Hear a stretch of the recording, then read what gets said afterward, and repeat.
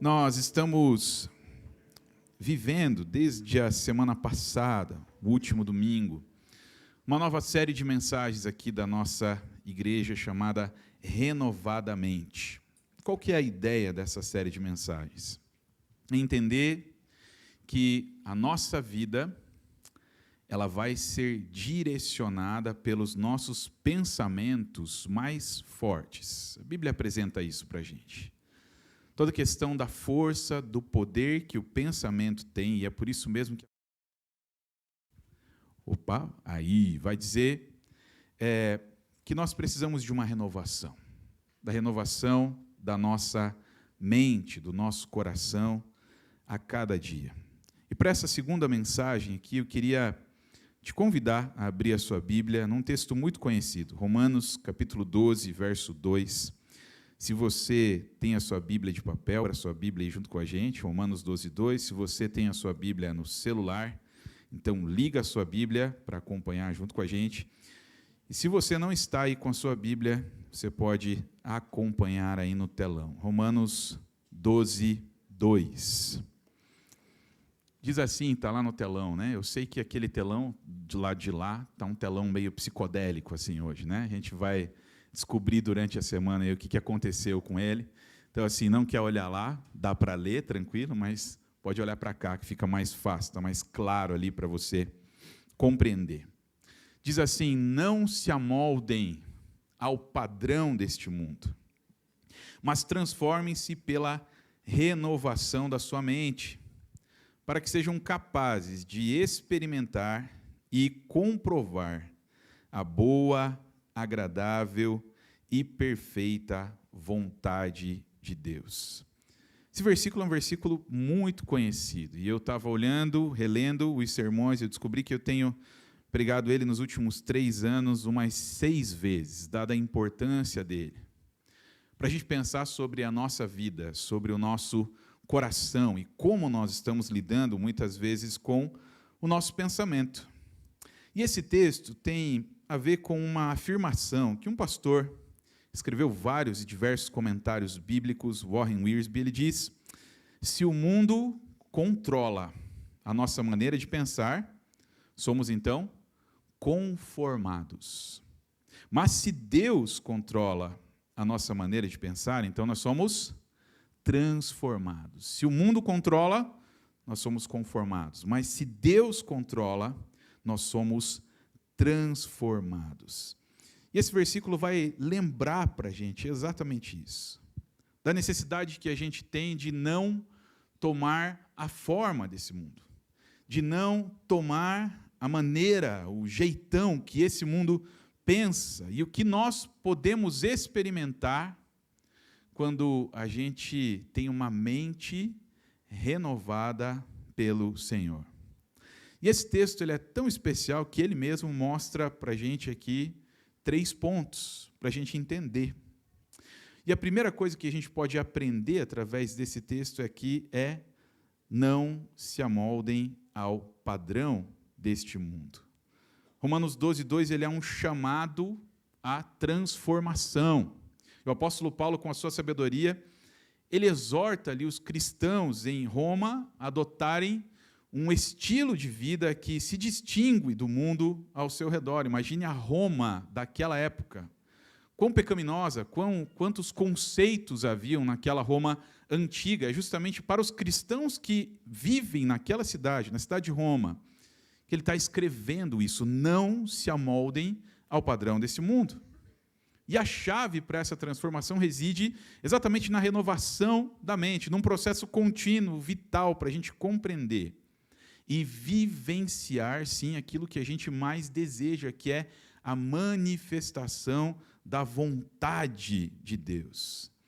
E justamente nesse primeiro ponto, a gente pode entender que conformar-se com o mundo significa adotar os seus valores, adotar os seus padrões de pensamento, adotar comportamentos que colidem, que vão de encontro, vão contra os princípios da palavra de Deus.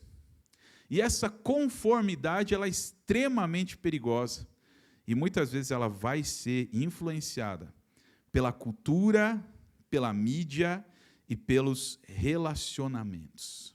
Quando a gente olha para essa palavra, não se amolde, não se conforme. Essa palavra lá no original, lá onde a Bíblia foi escrita, original do grego, Novo Testamento, a palavra é siskematizou.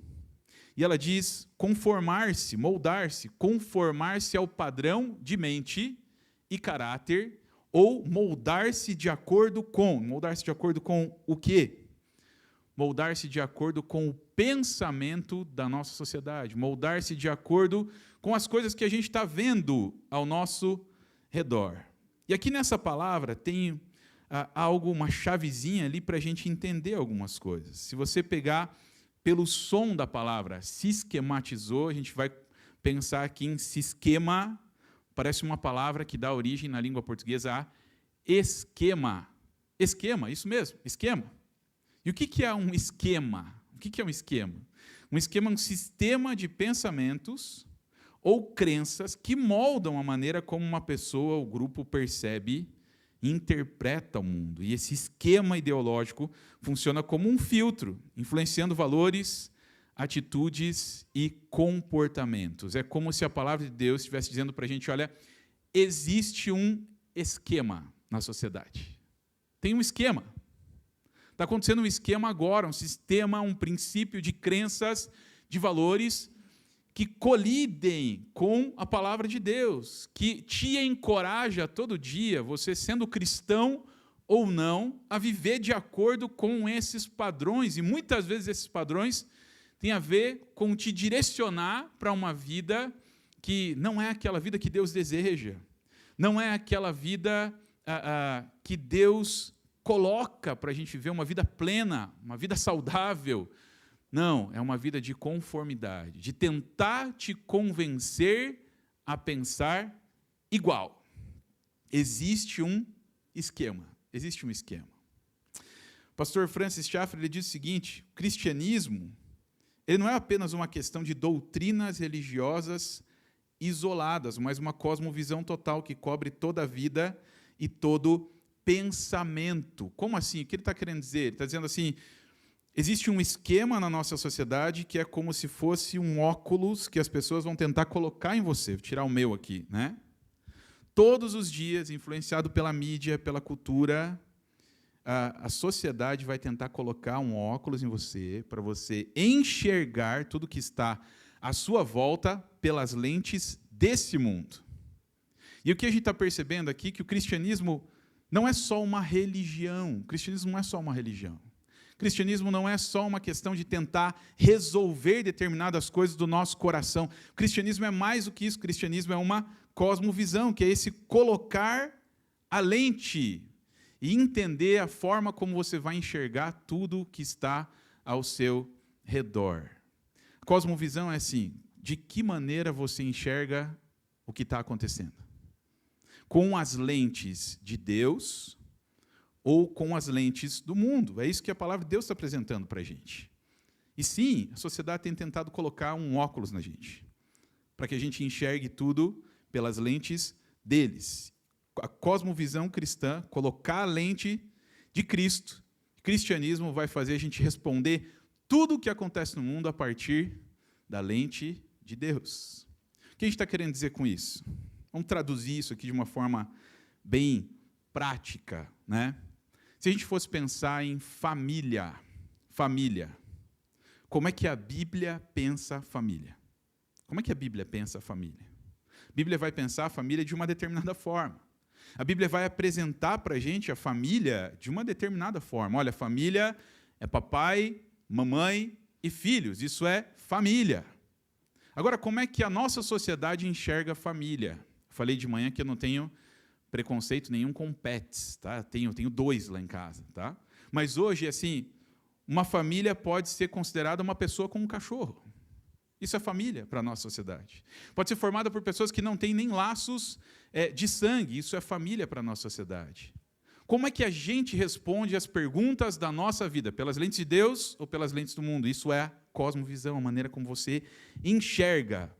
O cristianismo é uma cosmovisão. A maneira como você enxerga Deus, a maneira como você enxerga as pessoas, a maneira como você enxerga os relacionamentos, a maneira como você enxerga a criação dos filhos, a maneira como você enxerga as finanças, a maneira como você enxerga tudo, precisa passar pelas lentes de Deus. Mas a nossa sociedade não está vivendo exatamente dessa forma, está tentando forçar você a colocar um óculos para que você enxergue tudo a partir da visão deles. Como é que a gente pode ilustrar isso? Primeiro, a gente pode olhar lá para algumas frases que as pessoas estão falando, e eu quero ver se você concorda comigo. Né? De manhã, quando eu fui colocar essas frases aqui, eu falei com o pessoal que a gente podia colocar para cada frase dela ali uma assinatura, assim, para cada frase dessa, assinado Satanás. Né? Por quê? Porque é o que a nossa sociedade tem vivido, o que a nossa sociedade tem afirmado. Por exemplo, sobre a moralidade, a sociedade está dizendo que a moralidade hoje ela é relativa, que a moral é relativa. Não interessa a moral. Interessa o que você pensa. Então, é mais ou menos assim, cada um tem a sua verdade. O que é certo para você pode não ser certo para mim. Cada um tem a sua verdade. Está acontecendo isso na nossa sociedade? Sim ou não? Sim ou não? Sim, está acontecendo. É uma afirmação. Sobre a moralidade relativa ainda tem, não existe certo ou errado absoluto. Depende da situação e da perspectiva, depende da situação e da maneira como você enxerga. Então, não existe mais certo ou errado. Aliás, a única certeza absoluta é de que não existe mais certeza absoluta. É isso que a sociedade vai dizer. A única certeza absoluta é que não existe mais certeza absoluta. E aí a gente olha com a lente de Deus, entendendo que a Bíblia apresenta para a gente, sim, aquilo que é certo e aquilo que é errado. A palavra de Deus vai apresentar para a gente, mas a nossa sociedade vai tentar forçar isso, dizendo, não, depende da tua verdade, depende do teu ponto de vista. E aí, ainda sobre a moralidade ser relativa, uma afirmação, não julgue, cada um vive como quer e faz o que acha melhor. Essa eu colocaria assim, grandão embaixo, assim, assinado Satanás. Porque se cada um faz o que acha melhor, a nossa sociedade vai virar uma anarquia, cada um faz o que quer, então. Todo mundo faz o que quer, não tem mais limite, não tem mais o limite do outro, inclusive, eu faço o que eu quero. E não me julgue por aquilo que eu faço. A vida é minha, você já ouviu isso? A vida é minha, eu faço o que eu quiser dela, né? Só sobre a moralidade relativa? Não, sobre o materialismo, sobre o consumismo. Frases como, você é o que você tem, verdade ou mentira? Verdade. Quanto mais você possui, mais bem-sucedido você é. Assim que a nossa sociedade visualiza o ser humano. Quanto mais você tem, mais você é. Pela lente de Deus, importa o que você é, antes daquilo que você tem. Pelas lentes da busca do prazer e da autossatisfação, essa aqui também poderia colocar grandão embaixo, assim, assinado Satanás. O importante é ser feliz. Não importa o que os outros pensem ou digam. Não importa o que o outro pensa. Importa a minha felicidade. Importa a minha felicidade. E é claro que a gente pode, sim, criar alguns limites. A gente não precisa se importar o tempo todo com o que as pessoas pensam da gente. Mas essa frase aqui é um tanto quanto perigosa, porque eu preciso, sim, pensar nas pessoas significativas da minha vida. Eu preciso pensar no que as pessoas em que eu estou construindo uma história juntos pensam de mim. Não, as pessoas... eu não estou preocupado com o que as pessoas vão pensar. Eu preciso me preocupar com o que a minha esposa pensa de mim. Uma pessoa que eu amo, uma pessoa que eu estou construindo uma história juntos. Eu preciso me preocupar com o que os meus filhos pensam de mim. Eu preciso me preocupar com o que as pessoas significativas da minha vida pensam de mim. Não dá simplesmente para dizer, não, eu não estou preocupado. Eu não estou preocupado. Estou preocupado com nada. O importante é ser feliz. Agora, aquelas pessoas que não são significativas na sua vida, como a gente falou aqui, não pagam seus boletos, essa eu não estou preocupado mesmo, com certeza. Mas a nossa sociedade vai tentar dizer, o importante é ser feliz. Olha essa frase. Não vou me sacrificar por ninguém. A minha felicidade é a minha prioridade, é a prioridade. Eu não vou me sacrificar por ninguém. Por que eu vou me sacrificar pelos outros? E aí começa a acontecer um monte de problema, como, por exemplo, um monte de necessidade dentro da igreja, de ministérios da igreja, muitas vezes porque as pessoas não querem servir. E elas falam, eu não vou me sacrificar por ninguém. Não, essas pessoas aí, elas são muito ingratas, elas criticam as outras pessoas, vão criticar mesmo, vão julgar, ser julgado é inevitável, você vai ser julgado fazendo ou não fazendo. Mas na maioria das vezes a gente olha e fala assim, eu me sacrificar por alguém. Se não tivesse alguém hoje aqui se sacrificando por algo, esse culto não aconteceria. Essas pessoas que estavam aqui agora, tocando, cantando, não estavam tocando e cantando para você, mas elas estavam aqui preparando o ambiente da adoração, para você chegar e adorar a Deus junto com eles, que já estão adorando a Deus. Mas sabe quanto tempo eles investiram nesse final de semana, nesse domingo? A Fran, que estava aqui cantando, que estava dirigindo o louvor aqui, sem voz na quarta-feira, chegar aqui no domingo, trabalhando, cuidando da voz, para poder cantar aqui ao Senhor. Quanto tempo eles investiram? Só hoje, em torno de mais de 3 horas de ensaio, para poder fazer esse culto acontecer. Mas a gente fala assim, não, eu não quero me sacrificar por ninguém. Eu não vou me sacrificar por ninguém.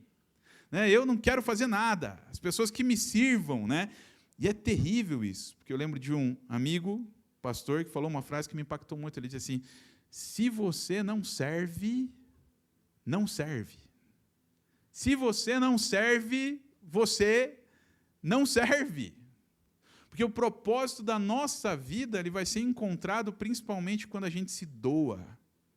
E quando a gente se doa, a gente marca o coração das pessoas, mas o mundo está tentando dizer para a gente assim, não se sacrifique. Não, para quê?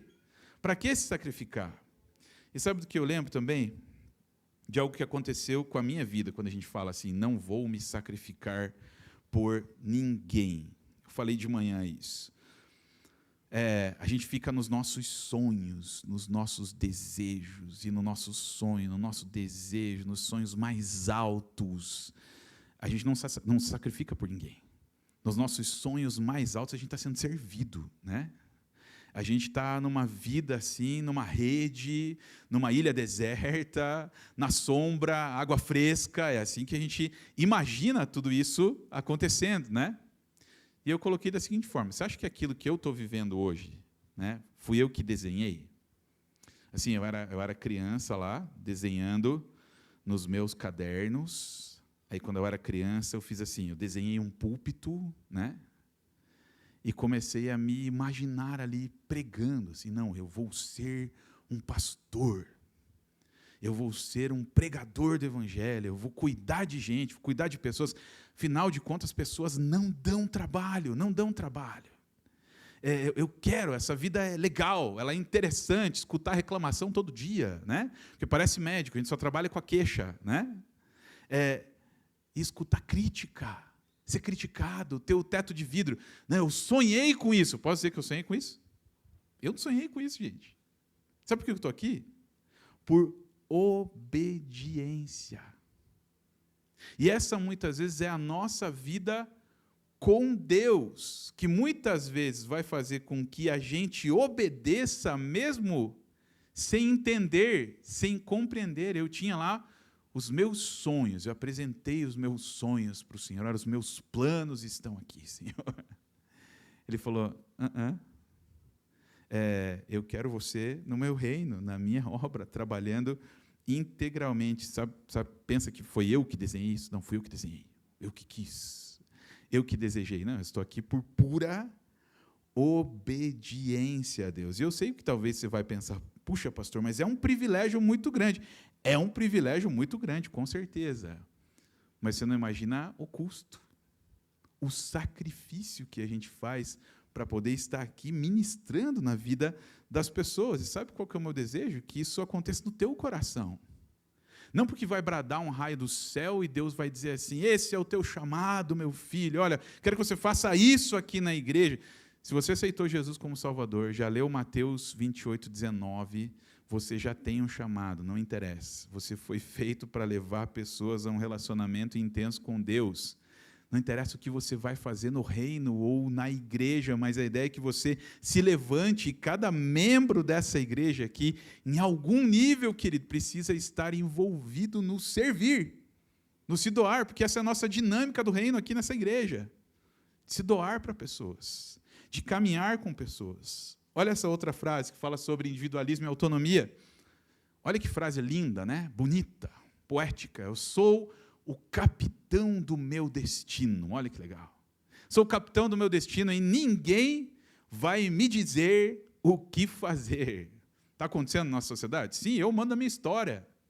Eu mando a minha trajetória. Eu faço. Sabe o que a palavra autonomia significa? Autonomos. Nomos é lei. Eu crio as minhas próprias leis. Eu crio a minha própria direção de vida.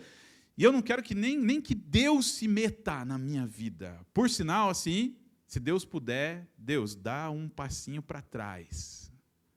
Não se mete aqui nessa área da minha vida, que nessa área mando eu.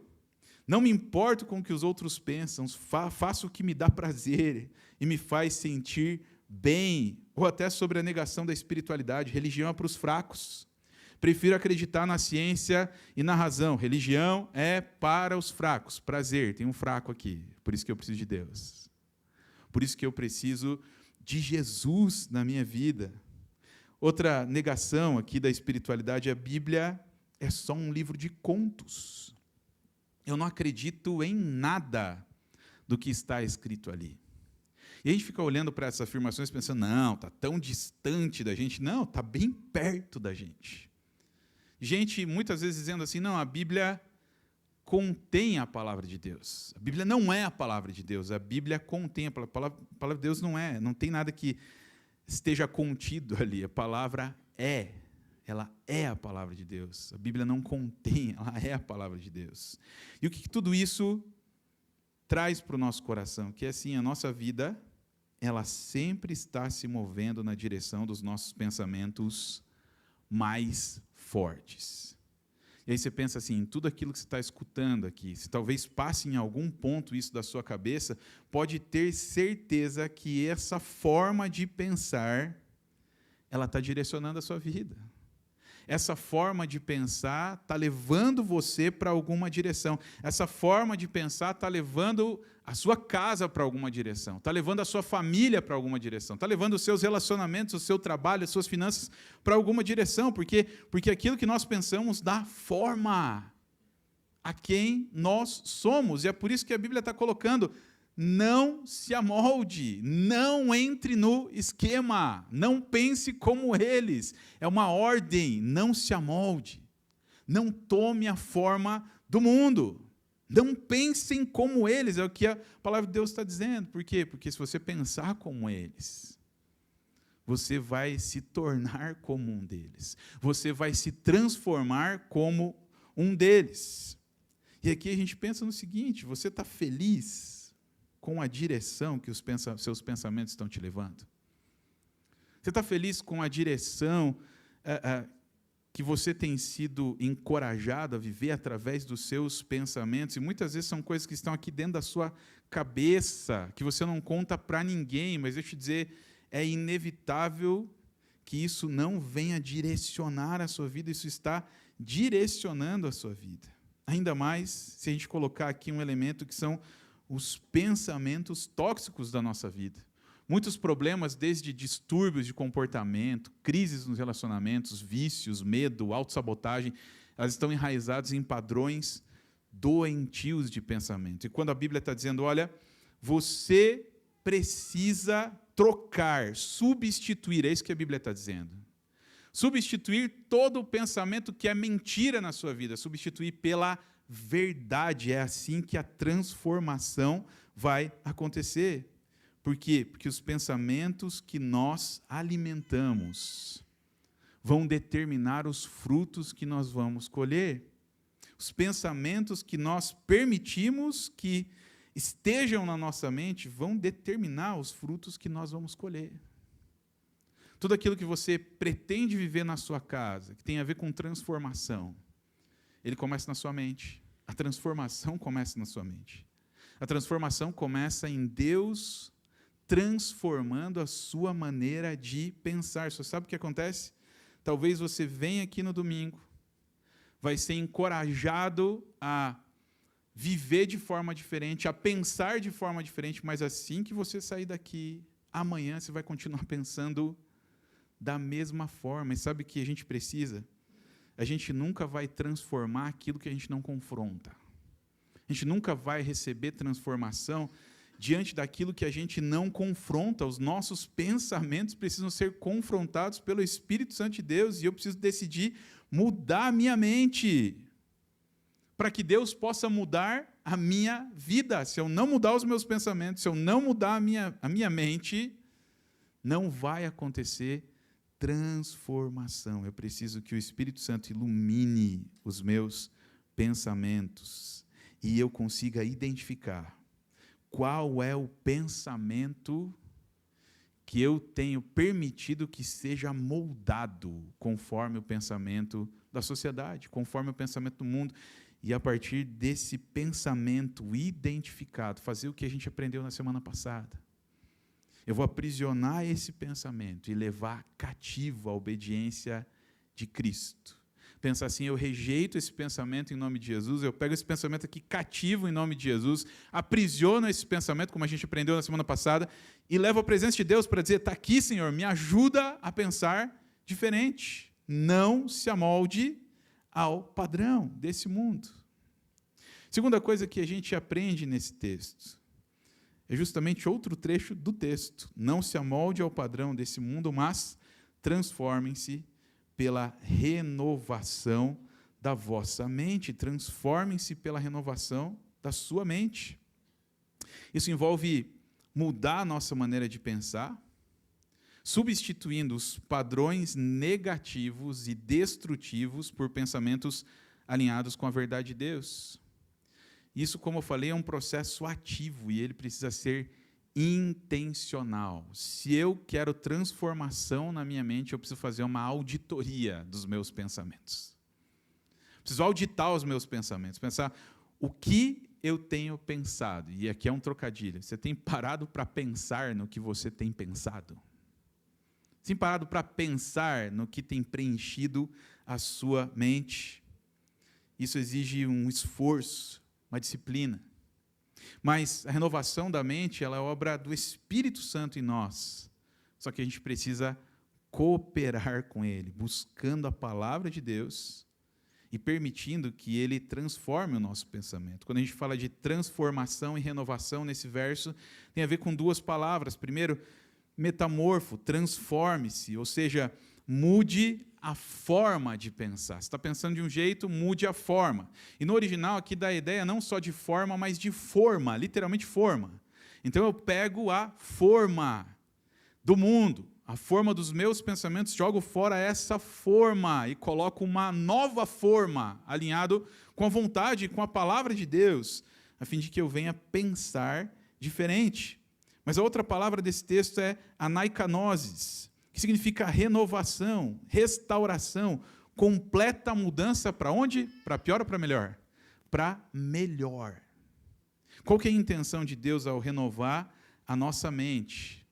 Transformar a nossa mente para melhor. É isso que a gente quer experimentar a cada dia. E aqui existem alguns desafios. Não se amolde ao padrão do mundo. É a primeira ordem do apóstolo Paulo nesse versículo. Não se amolde, não se conforme. Ok, agora eu faço o quê? Mas sejam transformados pela renovação da mente. Se eu preciso ser transformado pela renovação da mente, eu preciso alimentar a minha mente com a palavra de Deus. E como a gente perguntou, com o que você tem alimentado a sua mente? A gente vive no advento hoje total das redes sociais. Foi um ponto de inflexão na história da humanidade. Mudou a nossa maneira de enxergar o mundo, de ver as pessoas. E hoje existe lá no nosso dispositivo, nos nossos celulares, a possibilidade de ter o mundo inteiro ali nas nossas mãos. E muitas vezes, mergulhado em tudo aquilo que a gente vê, mergulhado nesses vídeos, aquilo tem moldado a nossa forma de pensar. E os resultados não são a renovação. Pelo contrário, os resultados são muitas vezes a podridão, de tal forma que hoje, o ano passado, aliás, se cunhou um termo, se popularizou um termo, e talvez você nunca tenha ouvido falar, mas você vai ouvir falar muito nisso aqui, chamado brain rot, que é podridão cerebral. Como é que isso se manifesta, podridão cerebral? Brain rot é a deterioração do estado mental e intelectual de uma pessoa, olha só, presta atenção, como resultado do consumo excessivo de material, particularmente conteúdo online, considerado trivial ou pouco desafiador.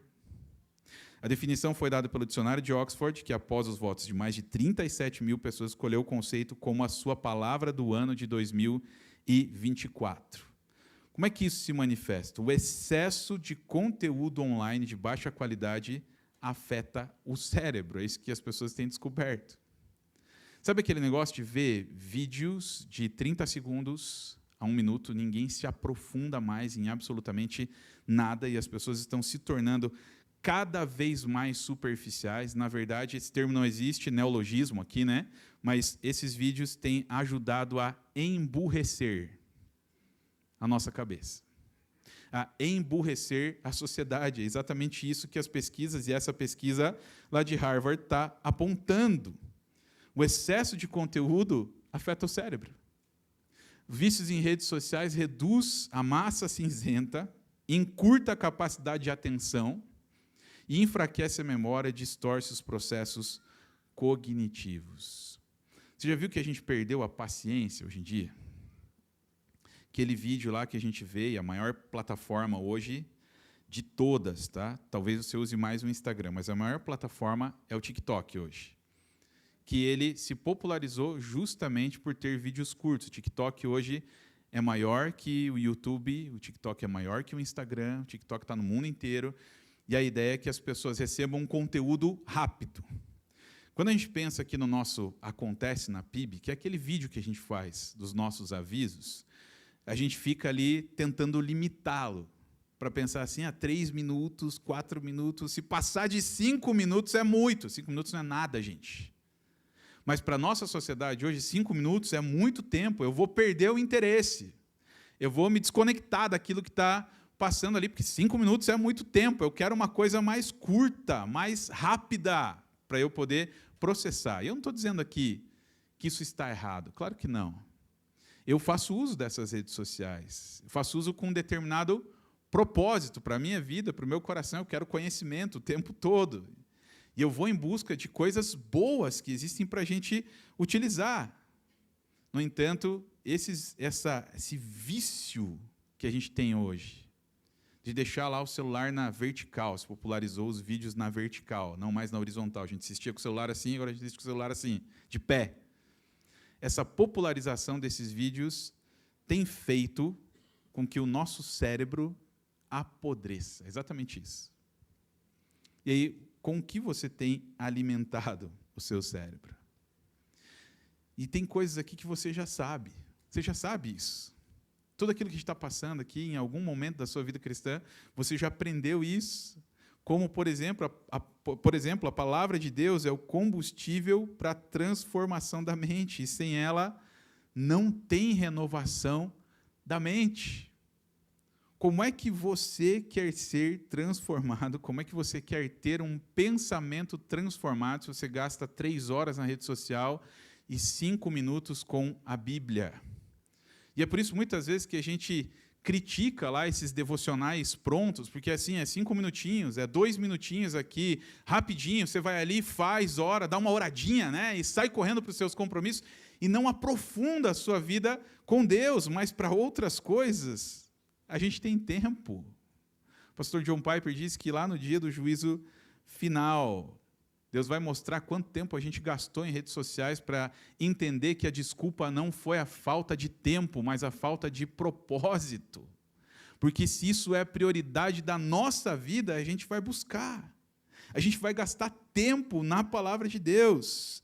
E ela é o combustível para a transformação. Renovar a mente é muito mais do que permitir que Deus venha mudar pensamentos, é permitir que Deus venha transformar o coração. O propósito da nossa vida não é só trocar os pensamentos, mas eu preciso de transformação no meu coração, na minha vida, no meu propósito. Quando a gente entrega a nossa mente a Cristo, acontece algo extraordinário, os nossos medos se transformam em confiança, e a dúvida se transforma em fé. Olha que milagre tremendo a gente experimenta no dia a dia, quando a gente entrega os nossos pensamentos a Deus. Uma mente renovada, ela não é perfeita, mas ela é guiada pelo Espírito Santo, pela busca da vontade de Deus. Ela não é perfeita, muitas vezes os nossos pensamentos vão falhar, vão vir pensamentos que a gente não sabe de onde veio, a gente vai lutar contra esses pensamentos. Não sei se acontece com você, mas acontece comigo, ser humano, falho, pecador. Às vezes a gente pensa assim, de onde é que me veio esse pensamento, esse maldito pensamento? Veio de alguma área da nossa vida que não está completamente entregue a Deus, e a gente precisa entregar para o controle do Espírito Santo na nossa vida. E uma mente guiada pelo Espírito, acontece uma transformação tremenda, ela vê oportunidades, onde antes haviam limitações. Entregue o seu pensamento para ele ser renovado por Deus. Cada parte desse versículo vai puxando para a gente um elemento de transformação, como se fosse um elo da corrente. Você puxa o primeiro e ele vai puxando todos os outros atrás. Não se amolde ao padrão desse mundo, transformem-se pela renovação da vossa mente, e a transformação vem pela palavra de Deus. Para quê? Qual que é o efeito disso na sua vida? Ponto 3. Experimentar e comprovar a boa, perfeita e agradável vontade de Deus. Sabe aqueles momentos em que você tem na sua vida que você está numa bifurcação? Você está num ponto que você precisa decidir se você vai para a esquerda ou para a direita. E esses pontos de bifurcação existem em vários momentos na nossa vida. Nós precisamos tomar decisões. Essas decisões são diárias, e todos os dias a gente está lá nesse ponto de bifurcação, tentando entender qual que é a direção para a nossa vida. O que a palavra de Deus está dizendo é assim: se você não se amolda ao padrão do mundo, se você permite que a sua mente seja renovada, Deus vai te direcionar quando você precisar. E aí é por isso mesmo que a gente precisa trocar a forma, trocar a mentira pela verdade, porque pensamentos baseados na mentira, eles criam caminhos de destruição. Mas pensamentos baseados na verdade, eles criam um caminho de vida. E pensamentos alinhados com a verdade de Deus produzem frutos eternos. Sabe o que a gente está querendo dizer aqui de uma forma muito prática? Se você encher a sua vida com a palavra de Deus, você vai ter a direção que você precisa. Se você encher a sua vida com a palavra de Deus todos os dias, ser cheio da palavra, como diz lá em Colossenses 3,16, habite ricamente em vocês a palavra de Cristo. Se você se encher ricamente da palavra de Deus, ter contato com ela todos os dias, você vai ter a direção de Deus. Você vai ter as respostas que você precisa. Você vai ter o direcionamento que você necessita, simplesmente pelo fato de você se encher com a palavra de Deus. Sabe o que acontece com a nossa vida, muitas vezes, com relação a isso que a gente está falando aqui? A gente já sabe o que precisa ser feito. A gente já sabe o que precisa ser feito. Mas aí sabe o que a gente faz? Ainda assim, a gente fica buscando sinais. Sinais, isso mesmo. Não, eu preciso de um sinal para entender a direção de Deus para a minha vida. Quando, se você é cheio da palavra, Deus já te deu a direção que faltava. Sabe como é que a gente pode traduzir isso aqui? Eu lembro, algumas semanas atrás, eu citei esse fato que aconteceu com o pastor Pascoal. O pastor Pascoal um dia estava lá conversando com uma pessoa, um homem que disse que necessitava muito conversar com ele e tal. Ele foi atender o homem falou assim: eu estou orando. Orar é uma coisa boa, né? Glória a Deus por isso, estou estou orando para decidir se eu devo ficar com a minha esposa ou com a minha amante, né? Precisa Deus responder isso? Precisa Deus fazer cair um raio do céu para dizer, fica com a tua esposa? Não precisa. Mas sabe o que a gente quer? Muitas vezes a gente quer o sinal para descobrir a vontade de Deus. Vai cair um raio do céu. Deus vai me dar uma revelação do alto. Gente, Deus tem poder para fazer. Já aconteceu comigo? Deus já falou? Claro que falou. Mas são situações muito específicas. No dia a dia, nós precisamos ser cheios da palavra para tomar as decisões que a gente precisa tomar. Não se amolde, renove a sua mente, transforme a sua mente pela exposição à palavra e você vai experimentar qual é a perfeita, boa e agradável vontade de Deus. Muitas pessoas falam, eu quero descobrir a vontade de Deus para a minha vida. Se encha da palavra, porque você vai descobrir a vontade de Deus para a sua vida. Eu lembro de uma história que eu ouvi de um pastor que eu gosto muito, o pastor Ricardo Agreste. Quando ele era novinho, terminando a faculdade teológica, perto dele assumir a sua primeira igreja, o seu primeiro pastorado. Ele está terminando lá a faculdade, uma igreja o convida para que ele possa assumir uma igreja. E ele muito preocupado no seu coração, querendo fazer a coisa certa, Ele vai para o capelão lá da faculdade, um homem cabecinha branca, muita experiência com Deus. E ele vai conversar com aquele homem de fé e fala assim, pastor, eu estou aqui e tenho uma dúvida no meu coração. Eu fui convidado para assumir uma igreja. E eu quero entender qual é a vontade de Deus para a minha vida. Eu queria que o Senhor me falasse qual é a vontade de Deus. Queria que o Senhor orasse pela minha vida. E se Deus falar alguma coisa para o Senhor aí, me fala, porque eu preciso de uma resposta, eu preciso de um direcionamento para a minha vida. E aquele homem com toda a sabedoria do mundo olhou para ele e falou assim, vamos para os princípios aqui. Você puxou o tapete de alguém para que Deus criasse essa oportunidade para você assumir a igreja?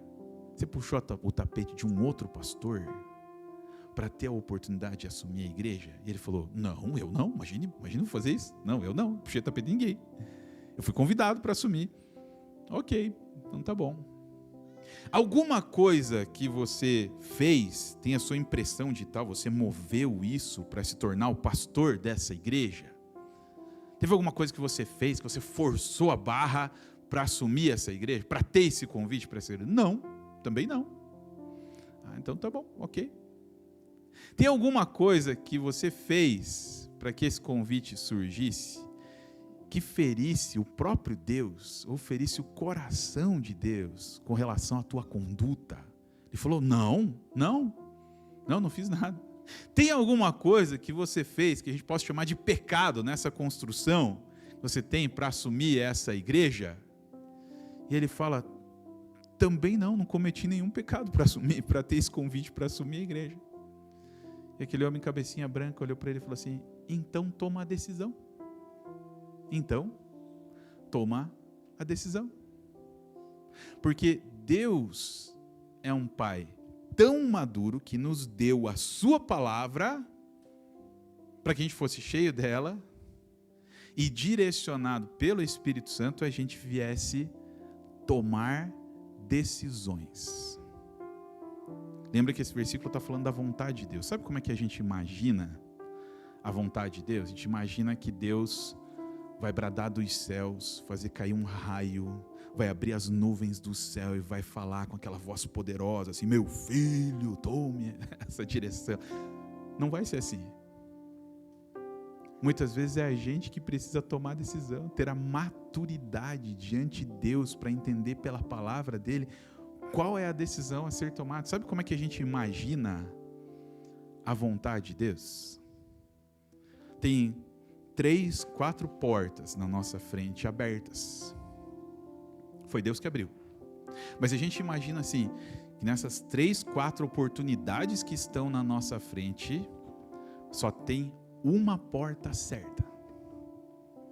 E a gente fica avaliando o nosso relacionamento com Deus dessa forma, medindo o nosso relacionamento com Deus dessa forma, dizendo assim: Senhor, eu não quero entrar na porta errada. Ok, tem algo maravilhoso no teu coração de tentar acertar, mas a gente precisa lembrar que foi Deus que abriu as 4 portas, foi Deus que abriu as 4 oportunidades. E sabe o que a gente faz? Muitas vezes a gente não tem coragem de tomar a decisão, porque a gente sabe que se a gente tomar a decisão, a gente vai arcar com as consequências. Então a gente fica pedindo sinal, a gente fica pedindo revelação, a gente fica pedindo direção de coisas que Deus já deu. E a gente fica dizendo: Senhor, me mostra. Senhor, me dá a direção. Quando Deus está olhando para a gente, está falando: está vendo essas 4 portas aí? Então, toma a decisão. A gente imagina assim, Deus falando, né, do céu. Vou usar o meu exemplo, tá? Tem 4 portas abertas, 4 oportunidades abertas. Deus fala assim: Alexandre, só tem uma porta correta.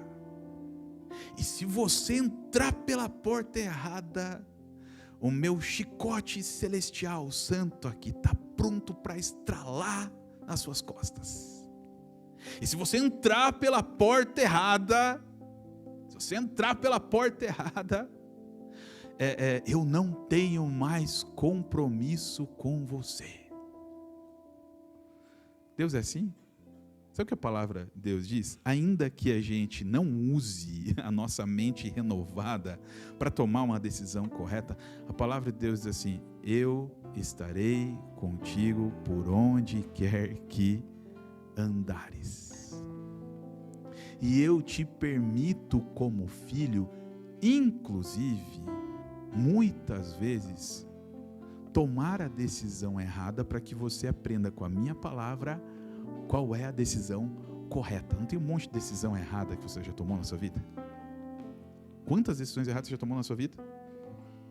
Daí você fala: por que Deus não me guardou? Porque você precisava amadurecer para aprender a tomar decisão conforme a palavra dele para a tua vida e para o teu coração. Mas muitas vezes a gente fica buscando o raio do céu, né?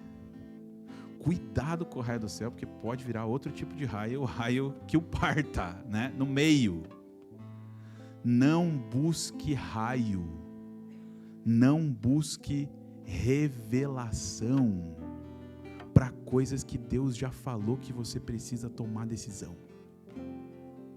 Não busca a vontade de Deus de uma maneira sobrenatural para coisas que Ele já te falou. Qual é a decisão baseada na palavra? Ah, mas Deus está muito quieto, não estou escutando a voz de Deus. Deus não está falando, Deus não está me revelando, Deus não está me direcionando. Não é Deus que está muito quieto, querido, é a tua Bíblia que está muito fechada. É a tua Bíblia que está muito fechada. Eu não consigo ouvir a voz de Deus, eu não estou escutando a voz de Deus. Eu lembro de um pastor, uma pessoa chegando para ele falando: Senhor, pastor, eu não consigo ouvir a voz de Deus, não estou ouvindo a voz de Deus. Você pode orar pela minha vida, pode orar para que Deus venha direcionar os meus caminhos aqui. Eu não estou conseguindo escutar a voz dele. Você está lendo a palavra? Estou lendo a palavra, mas eu não estou escutando a voz de Deus. Então lê a Bíblia em voz alta, para você escutar a voz de Deus. Escuta a voz de Deus. Você precisa escutar a voz de Deus na palavra. Toda revelação Ele já te deu na palavra. Na palavra. Não ora por coisas que você já sabe qual é a decisão que você precisa tomar. Sabe, o pior de tudo é isso, é que a gente sabe a decisão que a gente precisa tomar, mas a gente não toma, porque a gente fica tentando justificar a falta de decisão com a falta de direcionamento. E a Bíblia está dizendo que se você é cheio da palavra, você já tem o direcionamento que você precisa para descobrir a boa, perfeita vontade de Deus. Você sabe que você precisa trocar o medo pela confiança na providência de Deus, lembrando as suas promessas. Você sabe que você precisa perdoar aqueles que te magoaram, em vez de alimentar o ressentimento e a amargura. Você está dizendo, Senhor, será que eu devo perdoar? Deus está dizendo, você precisa perdoar. A gente precisa ser intencional em cultivar os nossos hábitos e cada vez mais com a mente cheia da palavra de Deus. Experimentar a boa, perfeita e agradável vontade de Deus. Você já sabe o que é para você fazer. Você já sabe o que você tem que fazer no seu casamento. Deus já falou para você. Você já sabe o que você precisa fazer na sua casa e na sua família. Deus já falou para você, segundo a sua palavra. Você sabe o que você precisa fazer com a sua vida financeira. A palavra de Deus já está trazendo direcionamento para você. Você já sabe o que você precisa fazer nos seus relacionamentos tóxicos. Dizer não, criar limites, você já sabe. Mas muitas vezes está buscando um sinal de Deus que deixa eu dizer, não vai acontecer porque Ele já te deu a resposta. O que você precisa é de fortalecimento, coragem para tomar a decisão. E é sobre isso que eu quero orar nessa noite junto com você. E eu queria que você fechasse os teus olhos aí onde você está. E a gente sempre fala isso quando você fecha os olhos. Você encontra você mesmo e a palavra de Deus. Você encontra você mesmo e aquilo que Deus ministrou no teu coração. É isso que você encontra quando você fecha os olhos. E é por isso que eu peço para você fechar os olhos. Não tem nada de místico. Para você olhar para o seu coração e entender como você foi ministrado. Sabe, hoje eu quero orar por pessoas que precisam do fortalecimento de Deus para tomar decisões que você sabe que você precisa tomar. Falei de manhã sobre uma decisão, querido, que muitas vezes passa no coração das pessoas, a decisão pelo batismo, isso mesmo. Pessoas que muitas vezes estão brigando com Deus ali com relação ao batismo. Deus já pediu, você sabe que Ele pediu. Mas Deus quer te fortalecer para você tomar decisões. E eu queria te convidar a mudar de posição, isso mesmo. E quando eu te peço isso aqui, é justamente para você entender que não funciona do seu jeito. Se você quer começar a ter uma transformação na sua mente, você precisa agir do jeito de Deus. Muitas vezes a gente vem num ambiente como esse para ser ministrado, e no momento que a gente precisa tomar a decisão, a gente fala, não, eu não vou tomar decisão. Depois lá em casa eu vejo o que a gente vai fazer. Esse é um ambiente que você está protegido aqui pela presença do Pai, pelo amor do Pai. Você está na ambiência da casa do Pai, e aqui é o lugar onde se toma decisões. E eu queria te convidar a fazer isso. Você entendeu que essa palavra foi para você, que você precisa do fortalecimento de Deus para tomar a decisão que Ele já revelou no teu coração. Eu queria te convidar a ficar de pé onde você está e dizer, eu quero e eu preciso. Talvez você esteja com medo de ficar de pé. Quero dizer para ti, não tenha medo, ninguém vai te julgar. Se você está de olhos fechados pensando assim, eu não sei se eu levanto, é do jeito de Deus, não é do seu jeito. Eu não sei se eu levanto, é do jeito dele, da maneira dele, não da sua maneira. Não sei se eu levanto, tem várias pessoas que já se colocaram de pé aqui, querido. Se você precisa do fortalecimento de Deus, para agir de acordo com a vontade dele na sua vida, hoje você precisa mudar de posição. Está sentado? Você vai dizer, estou de pé aqui, Senhor. Não é do meu jeito. É do jeito do Senhor. É do jeito de Deus. Vamos orar? Pai querido, obrigado pela tua palavra. Obrigado pelo teu amor. Essa palavra aqui, por mais que pareça ser uma palavra de repreensão, ela é uma palavra de amor. Porque o Senhor está preocupado com a maneira que a gente está vivendo. E o Senhor se recusa a nos deixar da mesma forma, Pai. Pai, em nome de Jesus, não nos deixa da mesma forma. Não nos deixa do mesmo jeito, que a nossa mente hoje aqui possa ser sim transformada pelo Senhor, para que a gente consiga, Pai, entender a Tua vontade, nos direcionamentos que a gente precisa, nas bifurcações da vida, Pai, que a nossa mente seja cheia da Tua palavra, para entender aquilo que o Senhor quer que nós venhamos tomar a decisão, Pai. Tem pessoas aqui se colocando de pé dizendo: eu sei que decisão precisa ser tomada. E eu quero pedir, Pai, por cada uma dessas pessoas que ficaram de pé aqui dizendo: Senhor, fortalece com os Teus braços fortes, abraça, Pai, em nome de Jesus, abraça com os Teus braços fortes, Pai, em nome de Jesus. E que esse abraço do Senhor, Pai, manifeste o Teu cuidado, Pai, o Teu amor, Senhor, em nome de Jesus. E que não só aqui dentro, Pai, dessa casa, nesse momento, quando somos encorajados a tomar decisão, a decisão aconteça. Mas quando a gente sair daqui, Pai, amanhã, quando a gente sabe que a gente vai se deparar com algumas coisas, Senhor, que a gente vai precisar tomar decisão, que a gente possa tomar decisão acertada na Tua vontade, Pai querido. Então, nos envolve, Senhor, com a Tua presença, com a Tua graça. É assim que nós oramos e entregamos esse momento aqui nas mãos do Senhor, em nome de Jesus, Pai. Amém. Amém.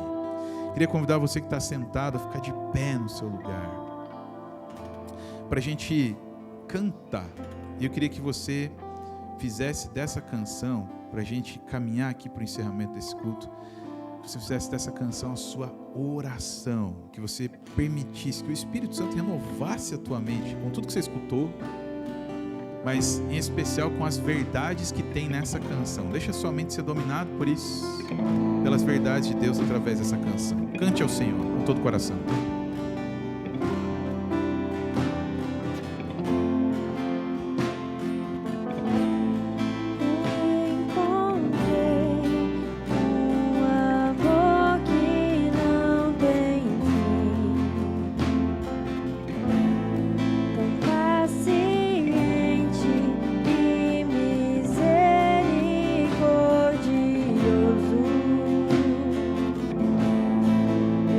encontrei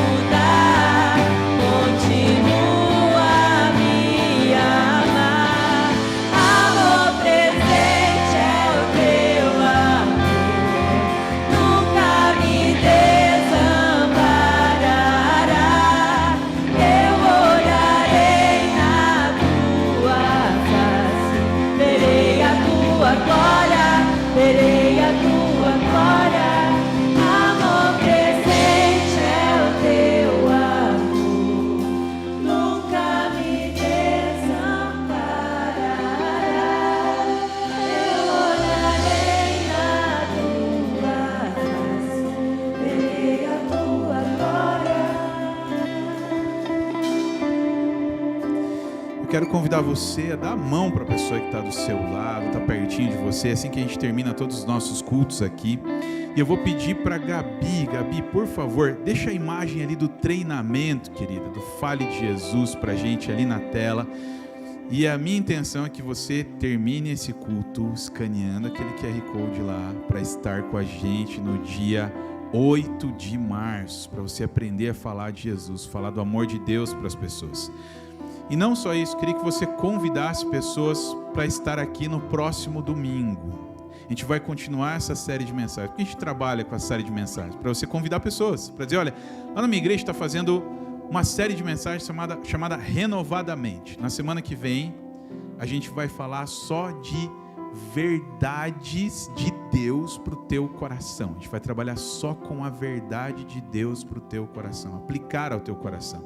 E eu quero te convidar para estar aqui na semana que vem e para convidar outras pessoas que precisam descobrir essa verdade do amor de Deus para a vida delas. A gente vai trabalhar com afirmações daquilo que Deus fala para a nossa vida, sobre sustento, sobre o amor dele, sobre a direção dele. Então convide pessoas para estar aqui. A gente tem um princípio de dar as mãos para dizer o seguinte: você não pode sair dessa igreja aqui sem falar o seu nome para alguém, sem receber uma oração. Então, se você não sabe o nome da pessoa que está aí do seu lado, pergunta para ela agora, qual que é o seu nome? Pergunta para ela. E sabe o que acontece aí? Você não pode dizer assim, não conheço ninguém naquela igreja. Mentira, você conhece pelo menos uma pessoa hoje, talvez duas aí que estão ao teu lado. E aí você não pode sair daqui sem conhecer alguém e sem receber uma oração. E essa pessoa que está aí do teu lado, que vai orar por você, você vai dizer, pastor, mas não sei orar em voz alta. Ora com a sua mente, com o seu coração, dizendo, Senhor, abençoa essa pessoa que está aqui do meu lado agora, em nome de Jesus. Então fecha os teus olhos, começa a orar por ela agora.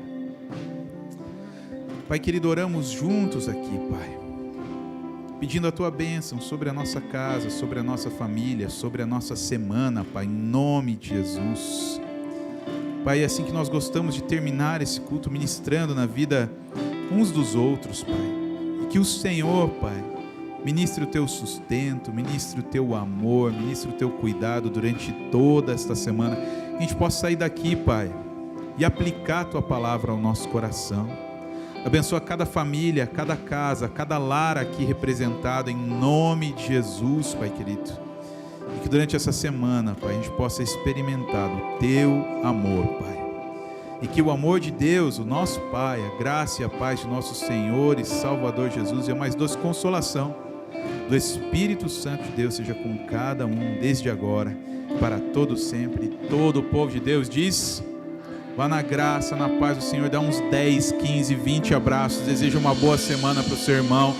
Não esquece de fazer a sua inscrição lá no treinamento Fale de Jesus.